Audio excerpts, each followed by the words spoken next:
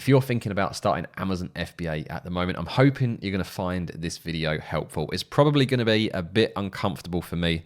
We're going to be taking a look at my very first Amazon FBA video from 7 years ago. And I think this will be helpful if you're starting Amazon FBA at the moment, as you're probably going to be in a similar mindset as to what I was 7 years ago back in 2018.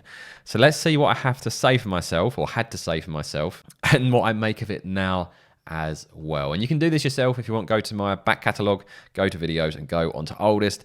And here we are, a much younger Darren here, 7 years ago, nearly 7,000 views. So thank you for everyone that's watched this video in the past. Let's take a look. I've just got some Shopify adverts. Thank you very much. Let's skip this. There we go. Aaron, skip. Welcome to my channel. I'm going to be documenting my Amazon FBA journey, which I'm starting in April 2018. The main reason So there we go, starting in April 2018. And actually, just to offer some context to this setting, for those of you who've been following me for a long time, you probably know why I started Amazon. But one of the main reasons at the time is we had just bought quite an expensive house for how old we were at that time. And we spent a lot of money renovating it. We had a big mortgage. And it turned out one of the neighbors was an absolute, well, not someone I wanted to live next to forever. So starting Amazon was one of the kind of steps towards freedom. I wanted to raise enough money so that I wasn't financially stuck in that house. I don't think I talk about it in this video, but that is why I'm filming in this particular location. I think I was also using a selfie stick at that time as I didn't know any better, so that's why I'm kind of looking up in the air. But let's see what I've got to say. Started this channel is there's a lot of people already succeeding on Amazon FBA, and a lot of people selling courses on YouTube, but there's not many people actually documenting doing it in real time, which is what I want to do. I want to show you guys as I go, starting from the very beginning, to see how easy it is and whether there is still an easy access point and profit to be made. And that's just something to point out to a lot of people that aren't sure whether to trust me. Go back and watch all my old videos. I document from day one, discovering Amazon FBA, finding my first product, launching my first product. I share everything as I go, so you can trust that what I'm telling you is based on real world experience. In 2018. Now, Amazon FBA started in 2006, so there's a lot of people already involved, a lot of people that have had success already. So let's hopefully start this channel and find out if there is an opportunity still there. So firstly, let's talk about what Amazon FBA is. I know most of the people watching this are probably already aware. So what I'll do, any parts of the video which is just going to be rehashing what you guys already know, I'm just going to fast forward it. So you don't need me to tell you what Amazon FBA is. So let me just fast forward through this bit.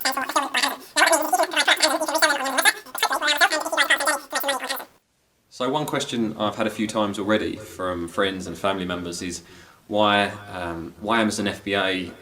What's the appeal? Why do I want to start it now? Well, I already run a successful web design business, which I've run for kind of about 8 years now. But it's very much a project-to-project business. So every time you complete one job, you've got to find another job to keep the money coming in. Whereas the appeal with Amazon is the potential for more of a passive income and also scalable income without lots of employees. So just to go over the web design side of things. So I've had my own web design business for quite a few years at that point, and I actually closed the web design business.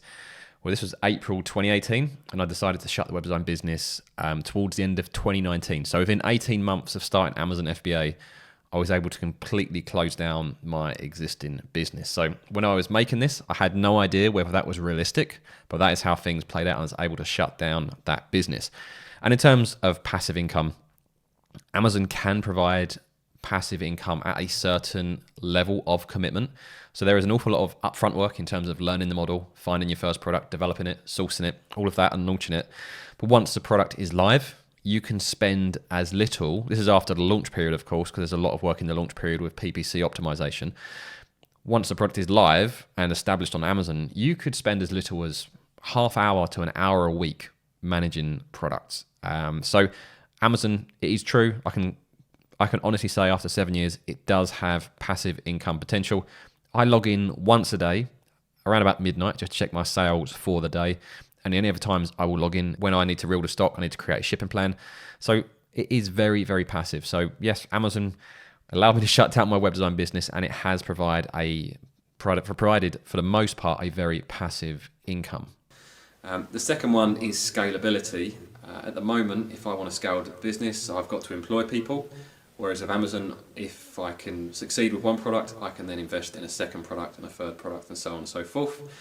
Without having to employ people, it's just a case of raising enough capital to invest in more products, shipping them to Amazon, getting them ranked on Amazon so they're selling, and then Amazon do all of the legwork with the fulfillment side of things.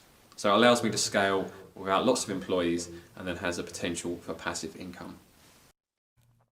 So that has proven to be the case. I haven't employed anyone over the past 7 years, and I've launched multiple products on Amazon.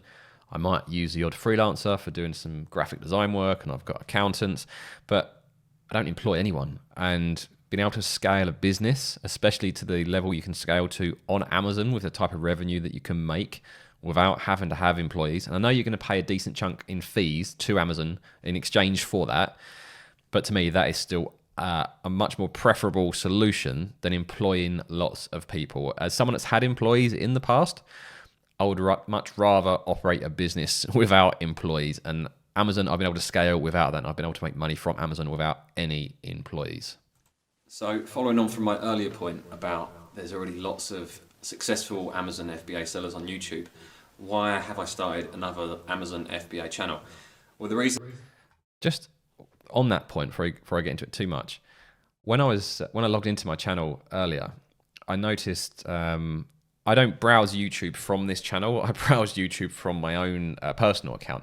But when I logged into this account, I realized I was still subscribed to lots of old Amazon channels that I consumed content from back in the day. And I've clicked through a number of them, and very few of them are actually still active, or if they are active, they're not necessarily in the Amazon FBA game. So these are some of the ones I used to watch on a regular basis when I was learning about Amazon back in 2018. So first one, we got Matt Loberstein, hasn't had a new video in 4 years. Brock Johnson 1 year ago, then 5 years ago, so it's not really making any content. Dan Vass 7 months ago. JT Franco 3 years ago. Jansen Smith, who I actually collabed with. Really good, really trustworthy, really like Jansen. He's moved into the TikTok shop affiliate game. Shimmy Morris has got a collection of different types of content, I think mainly focused on print on demand. Just One Dime was caught up in a bit of a scandal, but I won't go into that too much. Derek Struggle a year ago, and a shout out to Johnny Bradley, as it was his advert on YouTube that actually brought Amazon to my attention in the first place. It's what brought me into this game. And I think he started to get back into it, or tried to a few months ago, but hasn't made any content for a few months. So there are very few of the OGs, I would say, that are still in the Amazon FBA game, which is an interesting observation. But anyway, let's go on with the video. Being, I believe there is a gap in the market, that in the UK, there is not enough information targeted specifically at UK sellers selling on Amazon UK. So I wanted to start a channel aimed at the UK that will provide information for UK sellers, but also information that's beneficial to sellers all around the world. So just before I finish this video up. So that's an interesting point. When you look through those channels that I was just talking about, Matt, Brock, Dan, etc., these are all American. Other than Jansen is English, I think Shimmy is English, and Johnny is English. Most of the content about Amazon FBA was American. So when I talked about there hopefully being a gap for me to fill, that's really what I focused on. I focused on the UK market, and it has worked out well for me. I've built, just under, I don't think you can see it on this, just under 28,000 subscribers, the majority of which are in the UK. So there was a gap there. I was able to fill that gap.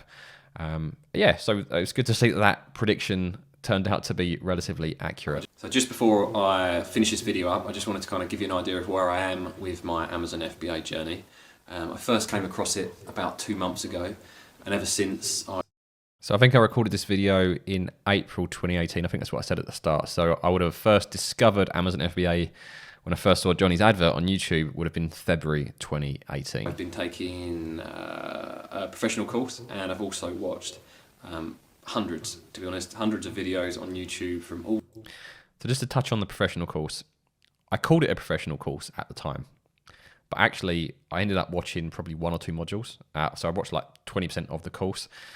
The course was actually very, very poor, and most of the knowledge I gained was from watching other YouTubers rather than from the course itself. Different mentors, learning different techniques, how to succeed on Amazon. So hopefully I'm going to combine all of that knowledge, share it with you guys. Hopefully you guys will bounce knowledge back and forth. And then that's where I'm at the moment. So I've started researching products, I've got shortlists, I've been contacting suppliers for sample costs and quantity costs as well, so I can work out profit margins. So I'm planned to be ordering samples in the next few days and pulling the trigger on my first product. So that's where I currently am with Amazon.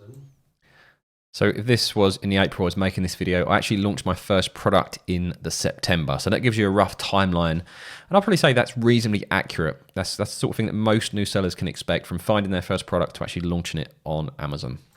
So hopefully if you guys would like to join me on this journey and become part of this community, you'll subscribe to the channel, maybe give this video a thumbs up. All right, so that's just wrapping up the video. That's when we used to ask for things like likes and clicking the notification bell and subscribers and stuff like that. So it's really interesting to look back at 2018, to look at a slightly younger me with a little bit more hair. I haven't lost too much. It's just bad lighting. Yeah, Amazon FBA turned out to be a lot better than what I expected in terms of the impact it's had on my life. It allowed me to shut down a business. It's given me location freedom. It's given me time freedom. It allows me to support my family so my wife doesn't have to work. When I recorded this video, did I realistically think that what was going to happen? I had no idea. And I think that's the thing with any business. Try it. Give it a go. See what happens. This could have failed and I would have either tried again with another product or I would have tried another business model. So hopefully if you're considering starting Amazon FBA at the moment, watching that video, you can relate to it in the first place. You know, a lot of the doubts and the considerations you may have had, but also seeing someone that's gone through this 7 years later, it has changed their life. The opportunity is still very much real. Yes, lots of things have evolved and lots of things have changed, but I'm working with mentees every single day and I'm seeing people still succeed on Amazon. So I know that opportunity is still there. And the biggest difference between 2018 and now is now I have my own course. So there is a link in the pinned top comment and in the description for both my mentorship and my course.